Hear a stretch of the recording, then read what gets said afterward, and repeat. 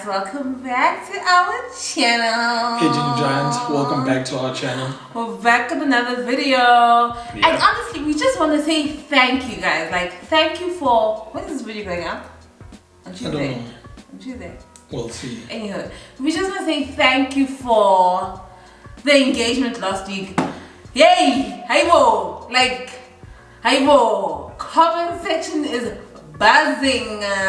We love it. So thank you so much, you guys. We really, really love you guys. Like, you guys, I think you guys don't understand how entertaining you guys are. Like, some of your comments, we are constantly laughing at your comments. Our entertainment throughout the whole week. Yeah. And a baby here just got to 10K followers on Instagram. Sure. So, Rose 20K on Instagram. If you don't know who I am on Instagram, go follow me at Siza__. And let's also get Zwandi to 10K.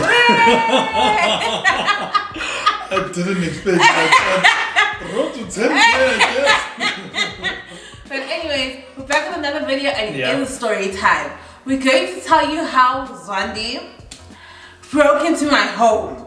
Like, hey, whoa, you guys.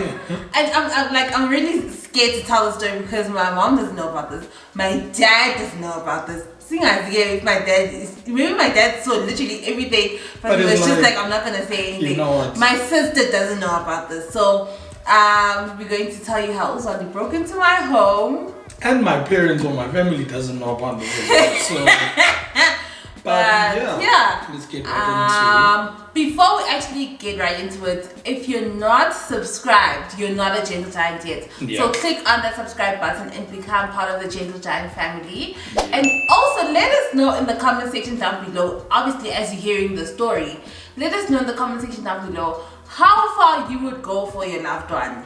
How far you would go to make things right. But anyways, let's get into right the video. The video. You're pretty, man. But when you do that, what are you doing? I'm kidding. But anyway, so what pretty much happened, right?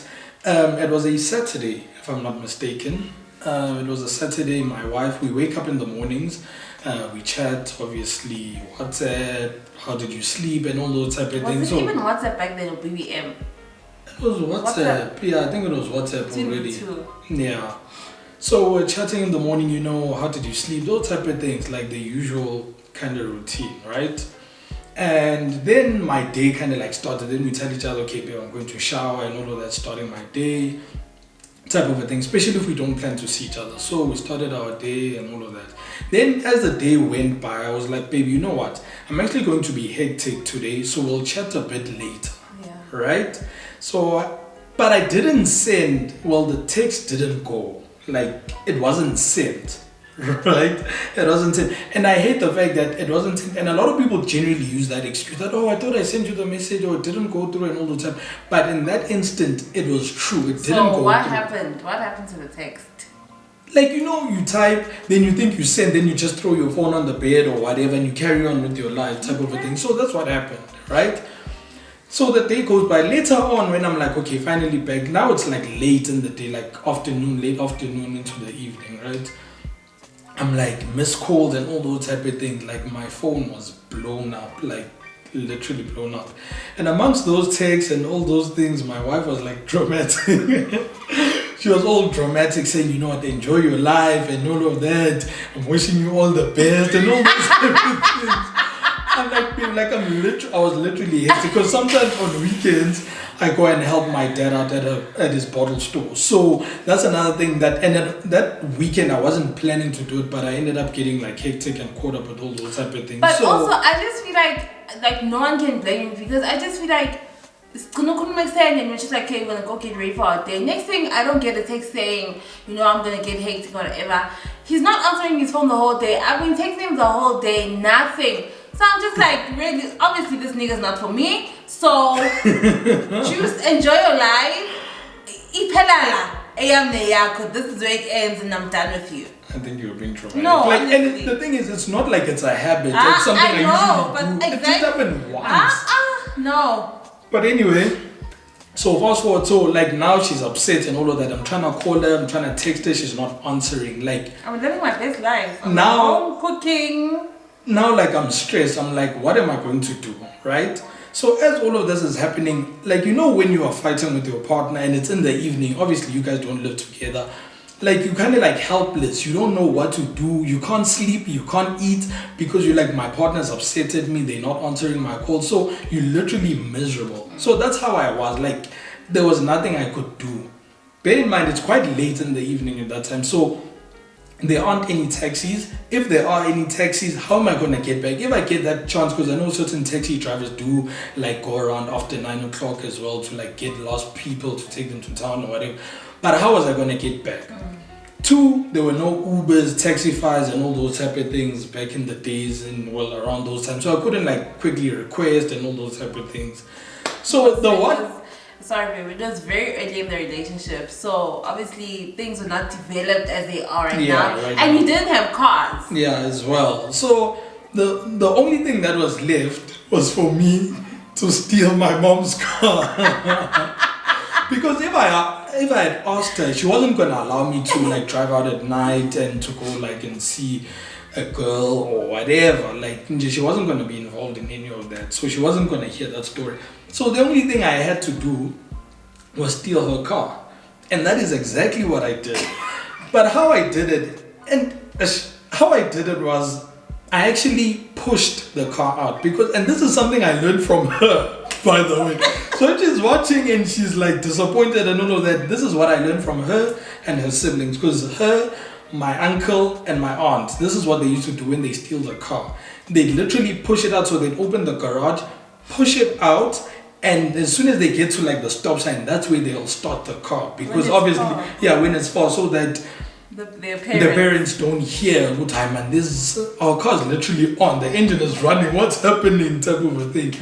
So that's pretty much what happened. I did that, but they were better because it was 3 of them. Yeah. I was alone. I don't have siblings, like I was alone, so I couldn't guys, I struggled.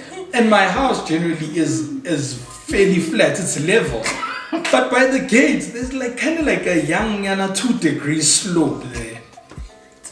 Guys, the things we learn in physics, math, hey, where am I gonna use these things type of thing? Guys, these things that we learn, like we kind of somewhat apply them when we actually see them in real life. That 2-degree slope, I struggled, guys. I literally struggled to push. I struggled to push the car out because of that 2-degree slope.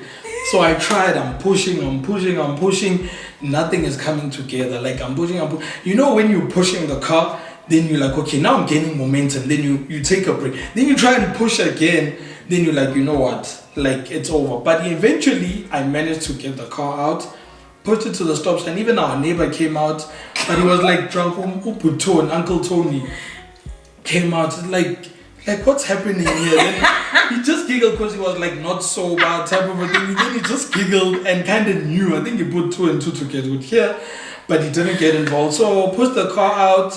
Fast forward, drove to a place, got there, and round 2. Now the first drama is done, it's over. Now I'm feeling a bit better that I'm getting closer to my girlfriend. I'm getting closer to resolving this issue between us, right?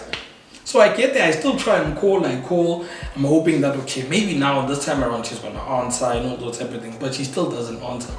And I'm like, you know what? I'm just going to have to break in. Like I have to break into my girl's house to get her. So that's what I did, but I'm not going to disclose where exactly I did it for security reasons. But there's this spot that I know that I was like, you know what, this is the best spot to actually jump. So I jumped, went in. I climbed the wall. Then I got into the yard. Now getting into the house, that was the next step. So I know where the spare key, there's like a spare key that they keep. So I'm like, okay, let me use this key. But the thing that scared me that, okay, if I get into the house and I bump into your dad wearing shorts and like, what's this nigga doing in my house? So I was like, you know what? Let me rather go to a window, because I also kind of know the dynamics of the house type of a thing. So I went to the window and I knocked and she woke up because she was actually sleeping, and her window was actually open, but I still knocked on the window, and she eventually woke up. And okay, so let me take it from here. So Zwandi, you guys. So obviously the entire evening I am literally ignoring him. Like I'm literally ignoring him while I'm cooking in the early evening, ignoring him. Eventually I have dinner, ignoring him. Eventually I wash the dishes, ignoring him. You know, then I go back to my room. Now I'm going to prepare to sleep, whatever. Ignoring him, watching some TV, ignoring him. Eventually not. I'm going to fall asleep now. Yeah, check your phone now. Yes, I can see everything, but I'm ignoring him. I get next thing. I guess because it's like late now. It's like 11, close to midnight. Guys. Next thing I hear, I'm deep into my sleep. I hear this knock on my window. And the thing is, I sleep like at home, you know, obviously. At home, I used to sleep with my windows open. Yeah. Heater on, windows open for fresh air. Like that doesn't make sense. I sleep with the windows open. So I hear this knock. On my window. I'm like, what the hell? And then next thing I listen, I try to listen properly. Then next thing I hear a voice, Siza. I'm just like, what the hell? So I'm trying to figure out, is it my dad? Is he locked out? But how? Because he was in the house the entire time, you know. So am I dreaming? Yeah. Siza, I'm just like, no, what the hell? This is Zwandi, you know. So I go to the kitchen. So I'm like, oh, then I respond. I'm like, Then he's like to me, Vula.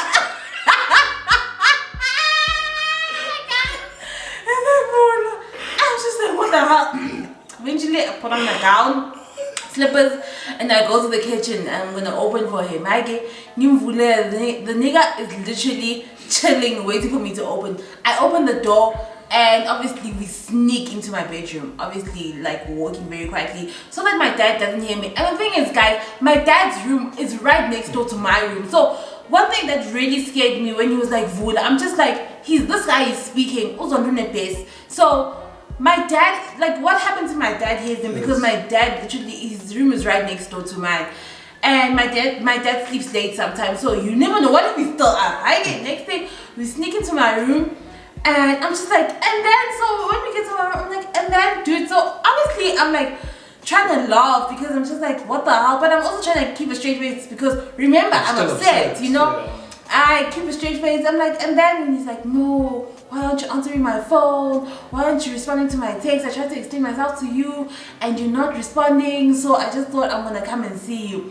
I'm like, what the hell, Zwandi? So, like, why would you do that, you know? So eventually, we resolve things. And yeah, so luckily I think another thing that kind of made things easier and helped us to actually resolve the matter, I think she appreciated the fact that I went to that length and to that extent, that how did you get there, what are you doing here, and all those type of things. So, type of a thing. So I think we finally resolved things, and now I'm feeling better, I'm okay and all those type of things. Now I have to get back home. But this time around, I wasn't scared. I didn't care that I'm gonna get into trouble because now I'm okay with my girl. So really, like, I was willing to risk it all type of a thing. So I just drove back in. And I think the only thing I got into trouble for with my mom is because she's all like big on safety, communication, tell me where you are so I know if something happens, where to find you, what to do type of a thing. That's the only thing I got into trouble for.